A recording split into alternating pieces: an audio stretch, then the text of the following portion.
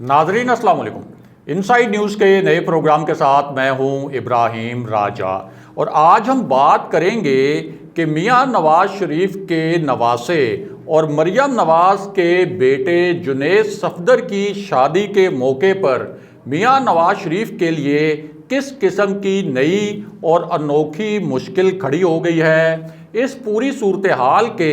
दो मरकज़ी किरदार कौन हैं, पिछले 36 घंटे के दौरान लंदन में क्या कुछ होता रहा, एक इंतहाई अहम डेडलाइन और तारीख के हवाले से अब क्या सनसनीखेज पेशरफ्त हुई है, हुसैन नवाज इस पूरी सूरत हाल में क्या कुछ कर रहे हैं और एक बहुत बड़ी ब्रेकिंग न्यूज़ क्या है। हमारे जिन दोस्तों ने अब तक हमारे चैनल को सब्सक्राइब नहीं किया उनसे हम कहेंगे कि हमारे चैनल को सब्सक्राइब कर लें ताकि उन्हें अहम मालूमात बर वक्त मिलती रहें। अब वापस आते हैं आज के मौजू पर, यानी लंदन में जुनैद सफदर की शादी के मौके पर मियां नवाज शरीफ के लिए क्या नई मुसीबत खड़ी हो गई है। सबसे पहले आपको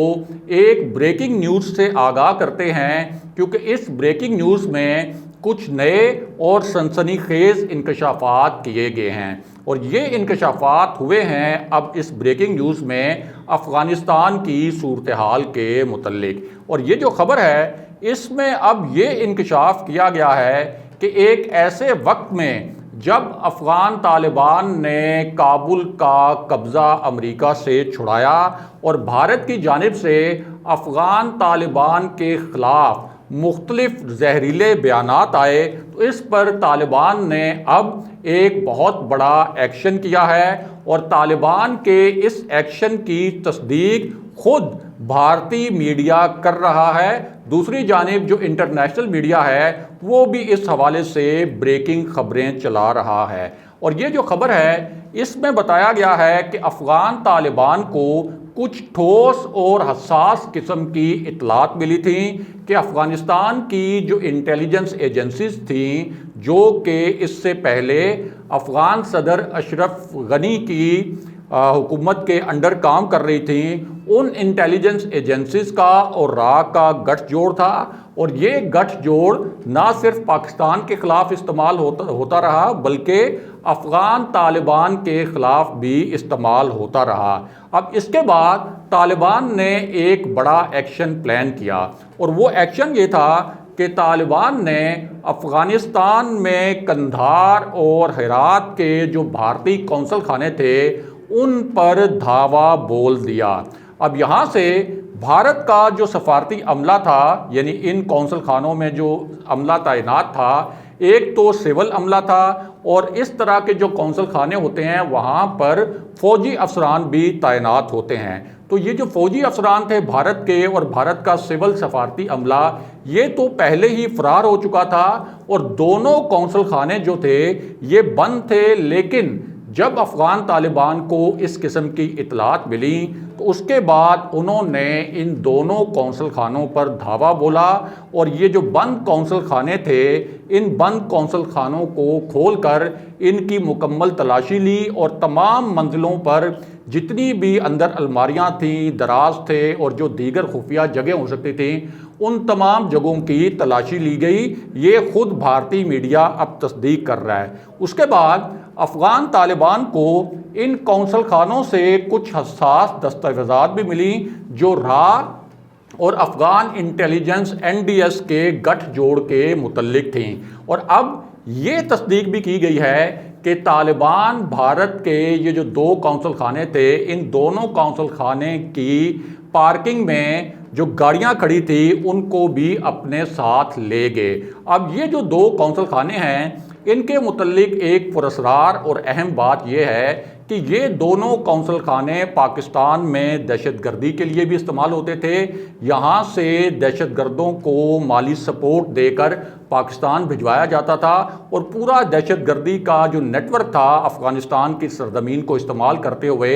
इन्हीं दो कौंसल खानों से चलाया जाता था और पाकिस्तान के ख़िलाफ़ इस पूरे नेटवर्क को इस्तेमाल किया जाता था। यहाँ एक अहम खबर ये भी बताई गई है कि अफ़गान तालिबान अब NDS یعنی جو افغانستان کی انٹیلیجنس ایجنسی تھی اس کے اہلکاروں کے اوپر ان کو بہت غصہ ہے اور وہ اس وقت ان کو تلاش کر رہے ہیں کہ وہ کہاں کہاں موجود ہیں اور کس طرح سے انہوں نے بھارت سے فنڈنگ لے کر افغان طالبان کے خلاف کارروائیوں میں بھی حصہ لیا۔ دوسری جانب یہ بھی کہا جا رہا ہے کہ افغان طالبان نے نہ صرف یہ کہ ان دونوں کونسل خانوں سے حساس دستاویزات جو ہیں وہ اکٹھی کی ہیں اور ان کا جائزہ لیا جا رہا ہے، بلکہ جو گاڑیاں وہ لے کر گئے ہیں ان گاڑیوں سے اور اس کونسل خانے سے کچھ ایسی ڈیوائسز بھی ملی ہیں جو کہ افغان طالبان کے مطابق کچھ مشکوک نوعیت کی ہیں۔ بہرحال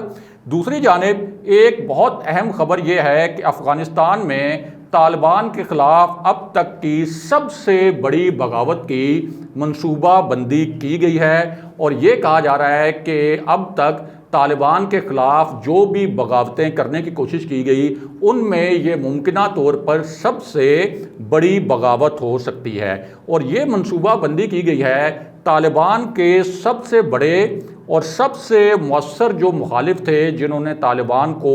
بہت ٹف ٹائم دیا تھا اور ان کے سامنے مزاحمت کی تھی، معروف کمانڈر احمد شاہ مسعود کے بیٹے کی جانب سے۔ اور احمد شاہ مسعود ایک ایسا شخص تھا جسے پنشیر کا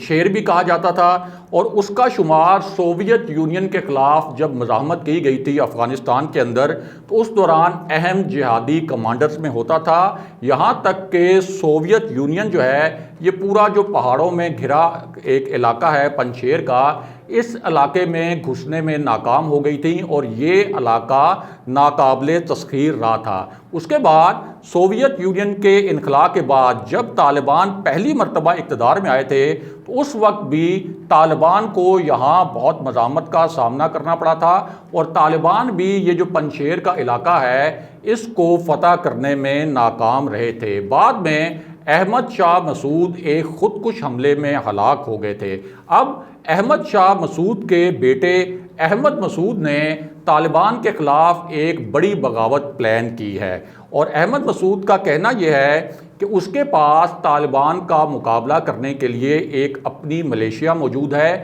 یعنی اپنی ایک فورس موجود ہے، لیکن ان کی جو فورس ہے اس فورس کو امریکی ہتھیاروں، امریکی جو گولہ بارود ہے اور امریکی امداد کی ضرورت ہے۔ اور اس حوالے سے اب اس شخص نے امریکی حکام کے نام ایک معروف امریکی اخبار میں ایک خط نما کالم لکھا ہے اور اس کالم میں کہا ہے کہ میں یہ جو لکھ رہا ہوں تحریر، یہ کالم میں وادی پنشیر سے لکھ رہا ہوں اور میں اپنے والد کے نقش قدم پر چلنے کے لیے تیار ہوں، یعنی جس طرح سے میرے والد نے طالبان کو ٹف ٹائم دیا تھا میں بھی اس وقت تیار ہوں اپنی فورس کے ساتھ کہ میں طالبان کے خلاف مزاحمت کروں گا۔ میرے ساتھ بہت سے مجاہدین بھی ہیں اور یہ مجاہدین طالبان کا سامنا کرنے کے لیے تیار بھی ہیں، لیکن ہمیں اس وقت اسلحہ اور گولہ بارود درکار ہے۔ لیکن اس معاملے میں ایک اہم بات یہ ہے کہ اس سے پہلے بھی کئی قبائلی سردار جو کہ بہت مضبوط تھے، جو کہ یہ کہہ رہے تھے کہ ہم افغان طالبان کی یہ جو تازہ ترین پیش قدمی تھی اس کو روکیں گے، اور افغان حکومت کو بھی یہ یقین دلا رہے تھے کہ ہم اس پیش قدمی کو روکنے میں کامیاب ہو جائیں گے، لیکن جب یہ پیش قدمی شروع ہوئی تو یہ افغان طالبان کے سامنے ریت کی دیوار ثابت ہوئے اور افغان طالبان کو ان کی جانب سے کسی خاص مزاحمت کا سامنا نہیں کرنا پڑا، اور ان میں سے کئی تو ایسے ہیں جو مختلف ملکوں کی سرحدوں کی جانب بھاگ بھی چکے ہیں۔ بہرحال یہ ایک بڑی پلاننگ کی گئی ہے کہ امریکی حکومت سے امداد مانگی گئی ہے، فوجی امداد کہ طالبان کا راستہ روکنے کے لیے۔ بہرحال اب واپس آتے ہیں کہ لندن میں میاں نواز شریف کے لیے کیا ایک نئی اور انوکھی مصیبت کھڑی ہو گئی ہے، اور یہ مصیبت ایک ایسے وقت میں آئی جب مریم نواز کے بیٹے جنید صفدر کی شادی ہو رہی تھی سیف الرحمان کی بیٹی کے ساتھ۔ وہ سیف الرحمان جو شریف فیملی کے بڑے قریبی بڑے وفادار ساتھی سمجھے جاتے ہیں، جو کہ میاں نواز شریف کے دور میں احتساب بیورو کے سربراہ بھی تھے۔ بعد میں قطر میں جا کر وہ سیٹل ہو گئے، ان کا قطر میں بڑا لمبا چوڑا کاروبار بھی ہے، اور جو جعلی قطری خط تھا اور جو جعلی ڈیڈ تھی اس کو بنوانے میں بھی سیف الرحمان نے ہی سب سے اہم کردار ادا کیا تھا۔ اور سیف الرحمان یہ بھی چاہتے تھے کہ میاں نواز شریف اگر برطانیہ سے بے دخل ہوتے ہیں تو ان کے لیے وہ قطر میں رہائش کا انتظام کریں۔ بہرحال اب جب یہ شادی کا ایک پورا اہتمام کیا گیا تھا تو اس سے کچھ دن پہلے برطانوی وزیراعظم کے آفس کے سامنے جو پاکستانی شہری لندن میں اور برطانیہ کے دیگر علاقوں میں مقیم ہیں، انہوں نے ایک احتجاج کیا، اور اس احتجاج کے دوران یہ کہا کہ وہ لوگ جو پاکستان سے پیسے لوٹ کر یہاں برطانیہ میں پناہ لیے ہوئے ہیں، جن کو عدالتوں نے مفرور اور اشتہاری قرار دیا ہے، جن پر الزامات ثابت ہو چکے ہیں، برطانیہ ان کو پناہ نہ دے۔ اب ایک تو یہ مظاہرہ کیا گیا تھا، اس کے بعد ایک پٹیشن دائر کی تھی شایان علی نے، جن کی فیملی کو عابد شیر علی نے ابیوز کیا تھا۔ انہوں نے ہی برطانوی وزیراعظم کے آفس کے سامنے ایک مظاہرہ کروایا تھا، اور بہت بڑا وہ مظاہرہ تھا۔ اس کے بعد جب انہوں نے ایک پٹیشن دائر کی برطانوی پارلیمنٹ کے حوالے سے، تو اس پٹیشن کے اوپر اب ایک بہت ہی سنسنی خیز قسم کی پیش رفت ہوئی ہے۔ اس پٹیشن کا جو کرائیٹیریا تھا یا جو فارمولہ تھا کہ برطانوی حکومت کس صورت میں جواب دے گی اور پارلیمنٹ کس صورت میں اس پٹیشن کے اوپر بحث کرے گی، وہ کرائیٹیریا یہ تھا کہ اگر اس پٹیشن پر آن لائن 10,000 سے زیادہ سگنیچرز ہو گئے تو پھر برطانوی حکومت اس پٹیشن کا جواب دے گی ہر صورت میں۔ اب ہوا یہ کہ اس پٹیشن میں بھی یہی کہا گیا تھا کہ جو لوگ پاکستان سے منی لانڈرنگ کر کے برطانیہ میں پناہ لیے ہوئے ہیں، برطانیہ ان کو اسی طرح سے قانون کے مطابق ٹریٹ کرے جس طرح سے کچھ اور ملکوں کے لوگوں کو ٹریٹ کیا گیا ہے قانون کے مطابق، اور ان کو یہاں پناہ نہ دی جائے۔ اب یہ جو پٹیشن تھی، اس نے اپنے پہلے ہی ایک ہفتے میں 27,000 سے زیادہ اس کے اوپر سگنیچر ہو گئے، یعنی ایک ہفتے کے دوران وہ جو 10,000 کا کرائیٹیریا میٹ کرنا تھا کہ 10,000 جب سگنیچر ہو جائیں گے تو اس کے بعد برطانوی حکومت پر لازم ہو جائے گا کہ وہ اس پر جواب دے، وہ ایک ہفتے کے دوران 10,000 تو کیا 27,000 سے بھی زیادہ سگنیچر ہو گئے، اور یہ 10,000 سگنیچر پوری کرنے کے لیے مہلت تھی اگلے سال فروری کے وسط تک۔ دوسرا کرائیٹیریا یہ تھا کہ اگلے سال فروری کے وسط تک اگر 1,00,000 دستخط ہو جاتے ہیں، 1,00,000 سگنیچر ہو جاتے ہیں، تو پھر یہ برطانوی پارلیمنٹ میں معاملہ زیر بحث لازمی آئے گا۔ برطانوی پارلیمنٹ کے لیے لازم ہو جائے گا کہ وہ اس معاملے پر، اس پٹیشن پر